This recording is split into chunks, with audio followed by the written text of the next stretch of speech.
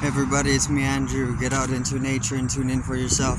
Resonate with the Earth's electromagnetic field via 432 Hertz, the universal frequency.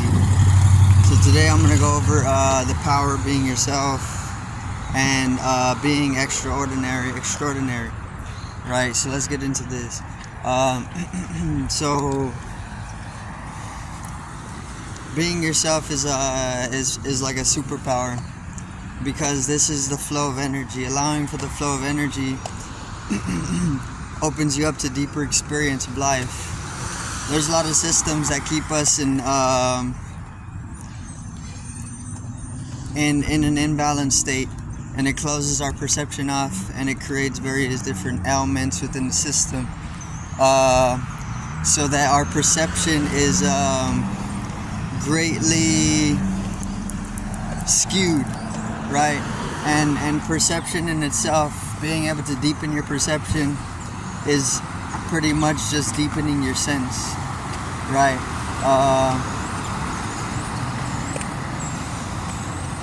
A lot of, I guess, fictional superheroes, if you want to use these as relatives, a lot of fictional superheroes are pretty much just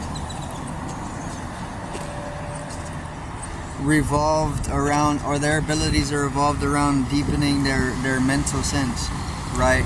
And you could do the exact same thing.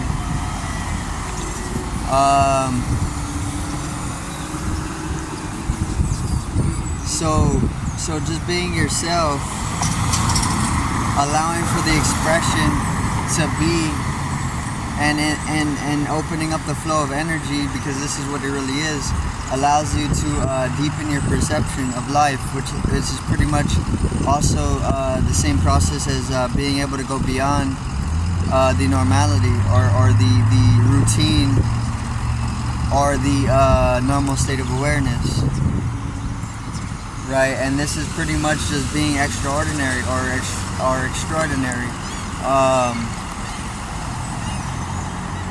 Just being an ordinary person can be very, very powerful, right?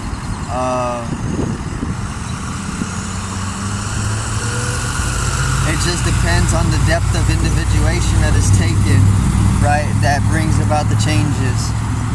What I mean by this is there is the process of individuation, and you can deepen this process, and it can lead to self-realization. You can dissolve into the absolute as non-individual, and this is the reality as well. But you can also carry out the process of individuation as well. It's paradoxical, or it's contradictory, but the mathematics of it gets paradoxical, because that's the mathematics of the soul. The mathematics of the soul are paradoxical. That's the way it manifests itself. That's all within the philosophy of Taoism as well. It's very paradoxical. It contradicts itself, but this is what allows for its sustainment, right? And the process of individuation and deepening one's own self-realization and journey is synonymous with dissolving away into the cosmic, or the absolute, the supreme, as a non-individual. But even with that is just another rate of fluctuation taking place, and this in itself manifests in waves. And because it manifests in waves, you can still find that you can strengthen your individuality, and you can grow in a certain direction. It just depends on what you're looking for as a being.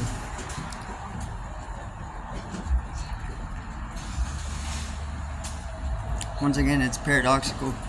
So it's a little difficult to explain how it can go into the deepening of a process of individuation and self-realization, but then also being able to dissolve away into Christ consciousness, or the absolute oneness, right, where you're indistinguishable from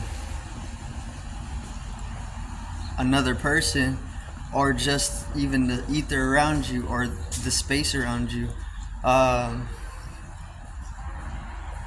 Both are great experiences, because the deepening of the self-realized state through individuation, through individuality, is just like rising the Kundalini.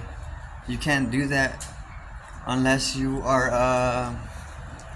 an abode, a body, right? That's all within the left hand path as well, which is synonymous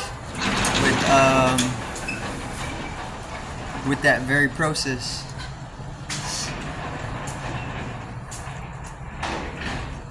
So it goes back and forth. It goes into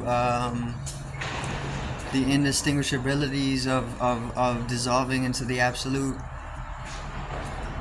Godhead, Atman, the soul, and then also